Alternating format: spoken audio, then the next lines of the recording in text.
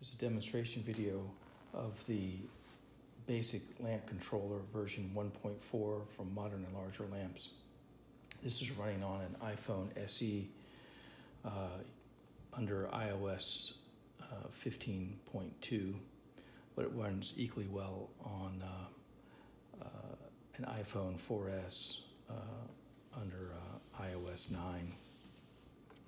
This is the lamp that is being controlled. It's a custom-made enlarger lamp for black and white photography.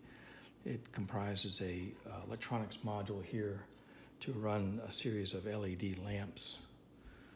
The electronics are primarily an Arduino with a Red Bear Bluetooth shield, which incorporates a Nordic semiconductor Bluetooth module.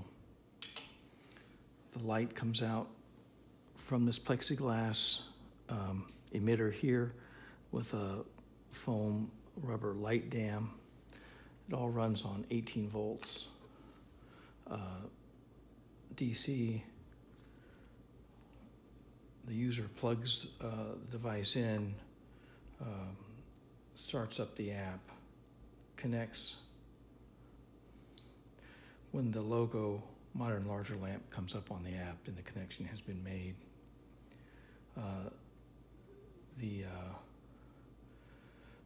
app will control the lamp primarily to produce blue and green light, since in black and white photography with variable contrast paper, a blue light yields a very high contrast image, and a green light will yield a very low contrast image.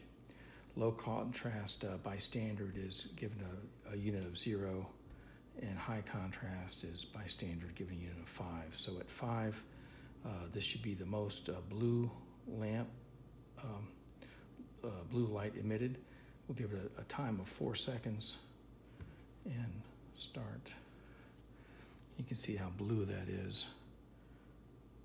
Okay, and a contrast of 0 will give the most green light, which in reality is quite green on the camera. It doesn't look so green. And 2.5 would give you a medium contrast, sort of a blue-green color. Now, focus is produces the maximum brightness of blue and green light for up to 180 seconds, and that's to enable the user to focus the negative more easily. Position is a pure red light, which is pure red, although on the camera it looks kind of yellowish, but that's again because of the sensor in the camera. I'll put a spacer under this so it won't blind the camera so much. There are some settings here. There's a sound setting here that gives you a sort of metronome effect.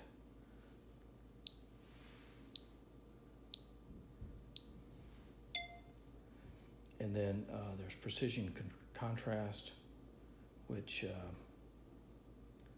allows the user to increment the contrast in 1/10 contrast units.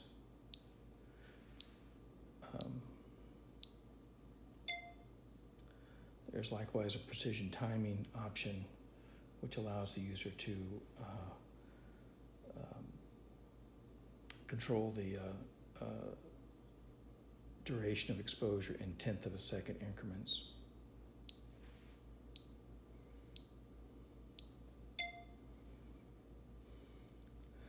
The 5-second start delay gives 5 seconds of red light before the exposure to allow the user to put masking tools under the negative to dodge and burn the final print.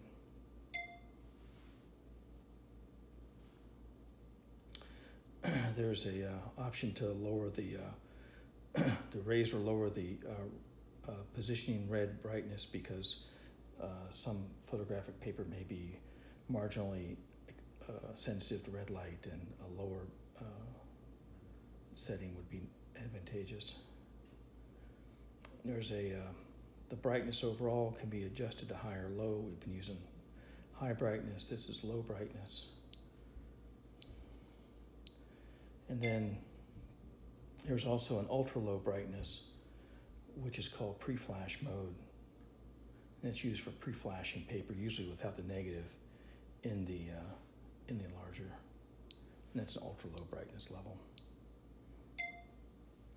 And that's all the features of the device. When the user is finished, it can simply be disconnected.